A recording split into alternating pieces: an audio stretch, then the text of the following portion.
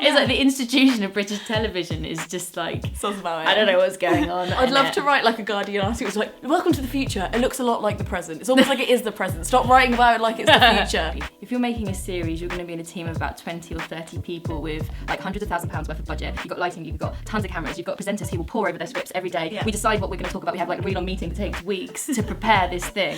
And then you bastards come along, you put a camera in your living room and it changes everything. And people have stopped watching TV now. This is my friend Charlie. We met when working on something for BBC Three. She's a TV producer. She's worked with Russell Brand, BBC Three, Free Speech, and other very impressive things. Being friends with Charlie is a really interesting thing because she works in TV. And obviously as a YouTuber, we find each other very fascinating. This is originally recorded for a podcast called Das that Charlie works on, which is amazing. I will link it below. But as discussed here, whatever you don't use from this video, can I put on my channel? Yeah. I might use it because I'm just like, what you're saying is so good, and it's like a perspective I don't have. I want us to both take this footage and see what different videos we come out with. That'd be really funny. we thought it'd be quite cool to show you guys what we were talking about too. The tensions and the commonalities between TV and YouTube are fascinating to both of us. And I'd love for you guys to sit in on our powwow and then tell us what you think below, the difference between TV and YouTubers and how we can move forward together or apart. Who knows? This is the battle of television versus YouTube. I'm Charlie from Das Podcast, and this is Leena, who's a YouTuber and my friend, talking about the internet. So tell me, what is a vlogger or a YouTuber? Would you ever call yourself a vlogger? Because people hate that word. To. Oh, I don't mind. Like, I'd call myself a blogger if I was a blogger, and it's a video blog, so I just add a V because it's just accurate. And if people it's kind of like the word feminist. It's like, if you misunderstand the word vlogger, that's your problem. Google it. You're either a vlogger or a sexist, and that's all you can be. Actually, I'd say a vlogger is like it's usually associated with being like a personal, like you're telling your own personal story, like from your own perspective. It's first person narration of your own life. Yeah. Whereas people who upload videos to YouTube, like Vice, they're not vloggers. No, they're people who make documentaries and upload them to the internet. And YouTubers are creators because you shoot, you edit, you do all the creative. So you're a creator rather than just one role. Yeah, you're like producing it as well. So arguably, that now the YouTubers who pay other people to produce their YouTube videos and pay other people to edit them, creators. Are they creators or are they just like vloggers? Or are they presenters? Would you let somebody edit your footage? No, that's because it's a lot of trust. Personal.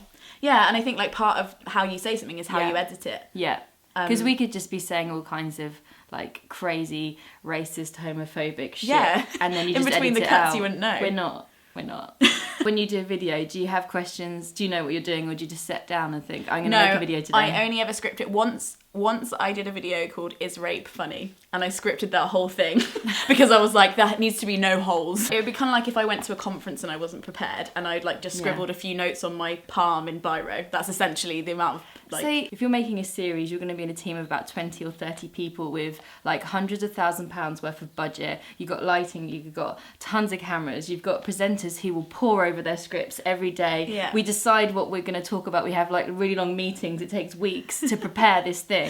And then you bastards come along, you put a camera in your living room and it changes everything. And people have stopped watching TV now. I'm sorry, it just seems so simple. And I think there's a difference between like what the whole television production system, like that whole, it is a tradition. It's like, it's an industry, but it's a tradition of an industry. And it's like, is making things that people can watch where it's just essentially moving images, like let's all calm down about it, they're all just moving images. Or like is it just the moving images, or is it this whole process of scripting? Because that's a storytelling. Like you're telling me you record it with like digital cameras, but like it's a storytelling process you're doing, not just like a, I don't know, whereas I'm not really telling a story. So the world of YouTube is our world, soberingly. Is it? People are like, tell me about the world of YouTube. I'm like, it's your world. People talk about social media as not being real. Is YouTube as real as... I think it's as real as anything. It's kind of like when the first technologies came in and it's like, oh, if you like ring somebody on the phone, are you really speaking to them? It's like, yeah. And now if you write them a letter, is that really communication? It's like, yeah. It's the same. It's like, yeah, it's still a thing. But I do think it's different I can understand why people think it's different because you obviously are editing yourself, and there's lots of YouTubers that I've met who I imagine are one way in real life and a very different way in the other, and that's either like I don't really like their videos that much and I meet them and I'm like I love them, or the other way around. And it's also just like an extrovert introvert thing, because if you're able to edit your own speech, then you come across differently than if you spontaneously think of stuff on the spot. I think you're quite similar to your videos. Thank goodness, because that's like one of my main anxieties is people meet me and they're like, oh, you're nothing like your videos. Why did you start, like, did you watch YouTube videos and think I want to be one of these people? I watched a YouTuber called Rosianna, Paper Lilies, and probably Mika Kitty, and they were all like very genuine women talking to camera about their lives in their bedrooms, being really chilled, and just they seemed to be getting stuff off their chests. And I guess I wanted to get stuff off my chest, so I did the same, I guess. I don't know. What did they give you that television couldn't give you? Because I suppose YouTube and vlogging is like the documentaries of the internet, isn't it? Because you have drama, Netflix and cinema will always continue in that vein, whereas traditional television, things like entertainment shows and maybe documentaries or kind of like personal travelogue stuff, you can now get online just in smaller chunks. Like entertainment obviously is one, because people do all these like crazy challenges and stuff like that, so that's like your sort of Ant and Dec's Saturday Night Takeaway version of YouTube. And then it's the genres. It's just like very different. I think, do you know what I'm realising this now? I think, as you were saying that, I think it's like tuning into a TV programme where you have in some ways an unlimited amount of content to get through. It will never end. Yeah, so sometimes I'm like, I loved a character in a TV show and then they cancel the TV show and now I never get to spend time with that character ever again. And it's like you find these characters online and it doesn't have to end, and they can respond to you like authentically, and they're not, you know, I don't know, everyone's a character to everybody else. Like even your friends, like you probably think of them as characters or having particular traits. And it's not their whole, do you know what I mean? I think it's not weird for people to be like, oh, Leena, you're a character online, because I'm like, yeah. But then, like, in TV, like, when you get a presenter in, if they're new, they have to do so much training in front of the camera to be able to look. I'm really trying to focus on looking down the camera whilst I'm saying this, because they have to really look down the camera. And, you know, it takes a lot to build up your confidence to just sit there. I mean, it is a script, so it's quite unnatural. And just to be like, this is the 9 o'clock news, this is what's going to happen. And that is a really hard thing to do. I don't think I could do that. YouTubers, you're just smashing it out of the park. I used an auto cue once and I like completely freaked out and I was like, all the words just keep going past me. It was like very strange. So I don't know, some people are like, oh, you should be a presenter, and I'm like, I need some training in that. I think you'd be a good presenter. Thanks. Presenting. You're always really, really upbeat. That's mean, you are in general. From what I know of you. I mean, I'm not with you in your low ebbs, but I think that some criticism of people some criticism of vloggers is that they do you see I did that vlogger thing where I start something and then I'm like, oh no, I'll start it again. I do that, all my videos are just like, I would really recommend beat. I'd really recommend this book. Some people's criticism of vloggers is that they're like too bouncy in their videos and they're too like excited. There's a stereotype, isn't there? Yeah, but I'm like, I genuinely am like that. So I'm like, I'm sorry if it's probably better that you watch my YouTube videos because you find me quite overwhelming in person. These people exist in real life. Yeah, and just because they're not in your friendship group or your lives, especially like middle-aged people, they're like, oh, why are they all so excited? And I'm like, probably because you don't know anybody under 30, no offence, but like, do you know what I mean? There's some people who are like, oh, these teenagers are very excitable, and I'm like, how often do you interact with teenagers in your normal life? And then tell me what you think a teenager is. It's nice to see the younger generation, that makes me sound really old, but it's nice to see kind of teenagers especially and kind of young early 20s people making videos being really positive and upbeat and kind of taking control of their whatever they're talking about. They're like, I'm here, I'm going to talk about that. And it's actually really nice because all the shit you hear in newspapers and about this like disenfranchised, unengaged youth. Yeah. If you want to find where the clever young people are, like they might around. Be online. I think with TV it's interesting because I just realised that if I wanted to be in TV, I felt like I'd have to wait a long time or look a certain way. It was either I'd have to be a certain age or I'd have to look a certain way. And I think a lot of people, people who were, you know, that were my age, like, you know, when I was 19, 20, there were lots of people who were just like, I don't want to wait that long. And so they just built their own camp somewhere else. Do it for yourself. It's it feels hugely inaccessible. Yeah. So I think we just like made a party somewhere else, which I think's great for like our generation to just be like, we're not gonna shit on your fest and like just tweet about you all the time. We're gonna go and throw our own party somewhere else. Yeah. And millions of people are watching. Yeah, and then people on TV are really angry because we're throwing our own party, and it's like, well, your party was shit, so we left it. Sometimes it does feel weird, like have meetings and have conversations with people and they're like, right, we need to make a viral video. And it's like, you don't make a viral video, you make a video that can go viral. Yeah. You can't...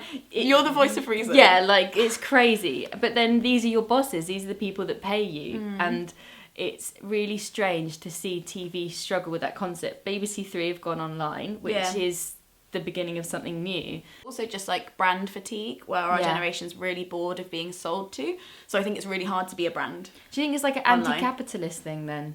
Hopefully, maybe. But then there are... Please tell me it's true. From our perspective, we see the news and it's like YouTubers are flogging products, they're being sent products and being paid to use them. And then you think, oh, it's just like television then. I think that would be America. So like in Britain, technically our laws still protect us from YouTubers not saying it's a sponsored advert. Right. So I think a lot of the coverage on in the newspapers, I don't know where they're reading it from, but like, yes, people on Instagram and people on YouTube who are generally American can get away with that because they don't have the same laws. So, I can watch it from Britain and not be notified that something is an ad or a sponsored video. Whereas if we're watching Zoella, par example, if she has a product, legally she has to say. I struggle with her shopping hauls. I struggle with everyone's shopping hauls. There is a huge amount of privilege in the top bit of YouTube. I've just been shopping, look at all these clothes on my bed. And it's So maybe it's not anti-capitalist. Yeah. Your side of the internet is. My side of the internet. Yeah, I don't know, it's hard because it is displaying a lot of privilege, but then there's the same, the same if you just like turned on the TV and watched people live these great lives, like Made in Chelsea is the same. Yeah. But they put that on TV, but then they'll be like, oh no, Zoella, that's encouraging capitalism. And I'm like, well, because you've just added Made in Chelsea. So the question I'm most interested in is the internet good for us? Is watching YouTubers make videos about their lives making us better people, making us more engaged, more intelligent? Are we progressing? Is this the next level? Because whilst we can say, oh, well, flogging these products online is just like commercial breaks on television, or these beauty standards or all these makeup tutorials is just like you see all these glamorous women and men in television. It's just the same. But shouldn't the internet be more? Shouldn't it be taking us to the next level? And is the next level just Kim Kardashian's bum? Like, that's always the next level, or the level below, depending on what lift you're in. I think it depends on the way you use it. So you can use, if you've got a consumerist mindset that I would argue has been taught to you by TV, you'll go to YouTube and you'll consume the same kinds of content. But there's lots of people who haven't grown up with TV now, and that's not me. I definitely grew up with TV, but people who are 10 years younger than me won't have even grown up with TV. So I would argue that they haven't been trained into that process. Yeah. So they might start using YouTube very differently. Yeah. Does that mean and I think there's lots of like self-confidence vloggers and lots of booktubers and loads of other people that are making amazing content, and they might not be at Zoella level right now, but maybe in 10 years. Yeah. Maybe. Tell me about your fame and your fans, because like you've got lots of followers on. You've got 33,000 subscribers. I got some how people. Many on Twitter? Like 7,000? Yeah. Good few thousand. Like that's like a bit of internet fame. It is. It's not the top of internet fame, but it is compared to like average Joes. Yeah. That's quite a lot. That's an audience. That's a platform. Yeah, definitely. And like the thing that makes me most happy about that is when I talk about a book and then people buy it. That's the only bit of power that I get a trip from. I'm like, sold the books. But it's weird because it's like fame, but it's not power. I like to think of it. So I don't think that my audience follow me blindly. I hope not. So like, if I told them to do something, they wouldn't do it. They'd be like, Leena, don't be a dick. And like, sometimes if I interview people and I talk over them, people call me out in the comments and be like, stop interrupting people. And I'm like, you're right. I was interrupting people and that's rude and I shouldn't do that. And people don't follow. Do you know what I mean? There's lots of watchers. Yeah. But I don't think they're automatically fans. And I think that's what's good about it. Is it a fair market for young people coming through who want to make videos and want to be this sort of personality? It is a genuine job to have.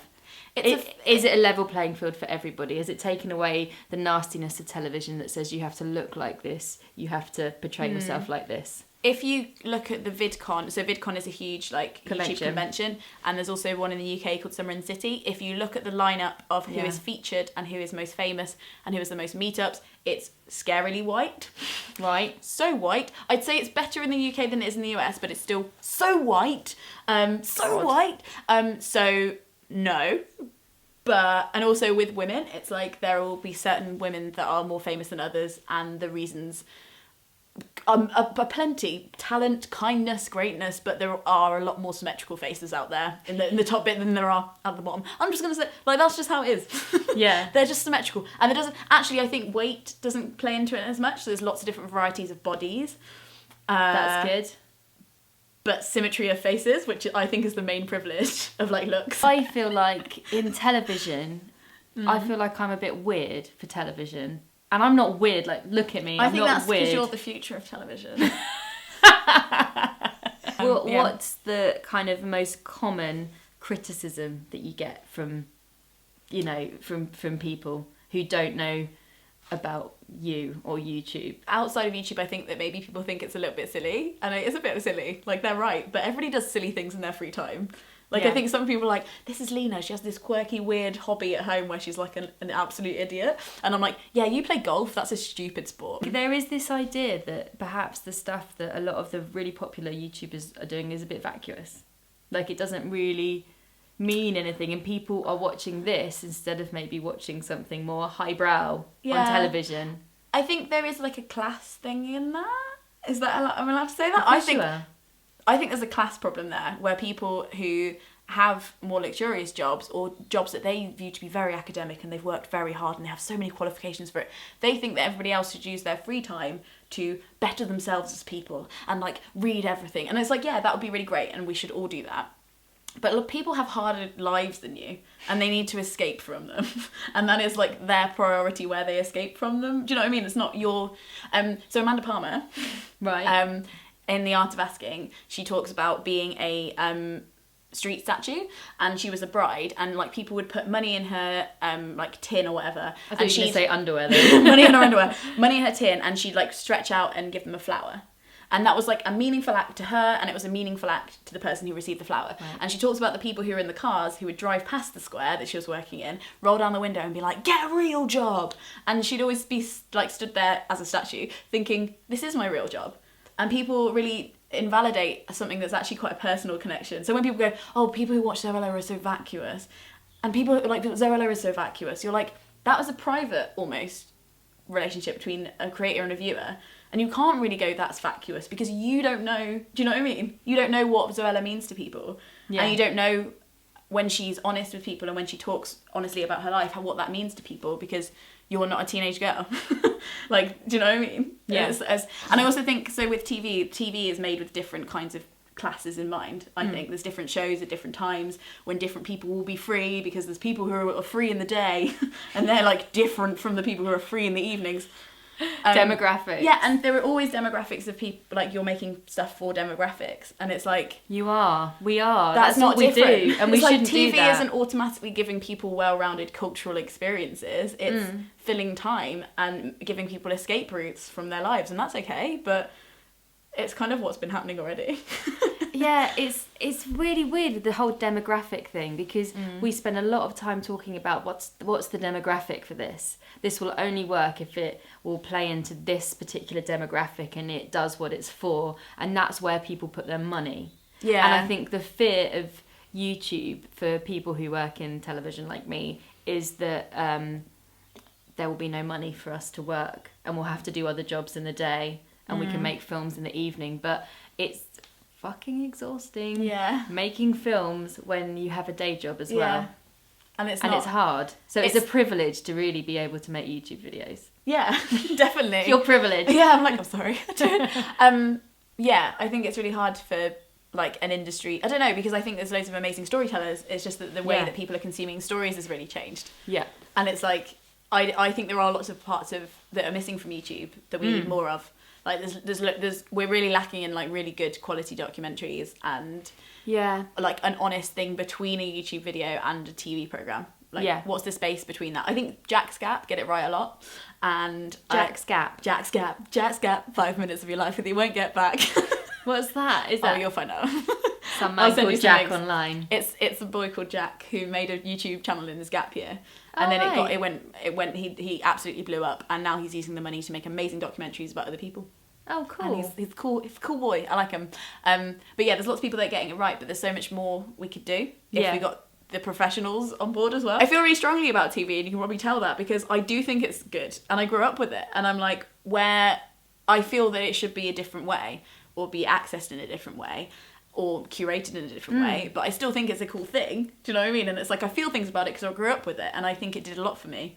But it's like, yeah, I don't know. I feel like I wouldn't say it if I didn't care. I feel like people like Stacey Dooley and Reggie Yates are like the television equivalents to YouTubers. Yeah. And they have these amazing production teams around them and all this money to make these awesome shows. And if some YouTubers got access to some of that stuff as well, we could keep creating this awesome content that feels relevant to us, relevant to the world we're living in, and doesn't make us feel disconnected. Because I think the issue that a lot of people have is the disconnect between what you're doing. We're in a room here on our own in London talking about things that are just important to us, whereas there isn't the responsibility to the audience to give them something new, to give them something that might help them grow. Is it ever lonely online? Do you ever feel lonely? Is that a weird thing to say? Do you ever feel lonely when you have... Because when you're watching television, if it's like in the old days when I was a kid, everyone would sit down on a Saturday night and watch Noel's House Party like together, and you'd go into school and be like, oh my god, we all watched Noel's House Party, my mum watched it, my dad watched it, and the generations are together. The unity of that we don't really have anymore. I do watch YouTube videos with my friends though. Yeah. Like if we're all together and we haven't watched one of our other friends' videos, we'll all sit down and watch it together, and then like send them pictures of us watching it. And but I guess it is more of a lonely. It's more like reading really. Reading's quite lonely. But if you have a book group after, it's quite social. But it is more like reading than it is like watching TV. I think. Have a YouTube group where you watch videos and then all have a discussion about what's been discussed. Oh my god, be really meta. We should. That would be great. Have a meeting of people, like have a debate. We'll like hire out like the town hall. We'll have a panel of YouTubers and we'll send everybody 5 videos. It could be like a playlist. Yeah, and everyone has to watch it. And then before each debate, we'll ask one question for each thing. And before each debate, we'll show the video. And then everyone has a panel of for and against the motion. And I'll be the chairperson. And that is why we need people from traditional media outlets to help us with YouTube. Yeah, but like, well, arrange this massive event and no one's going to come. We should do that right now. Do we think TV and YouTube can work together? I think they can. You think we can?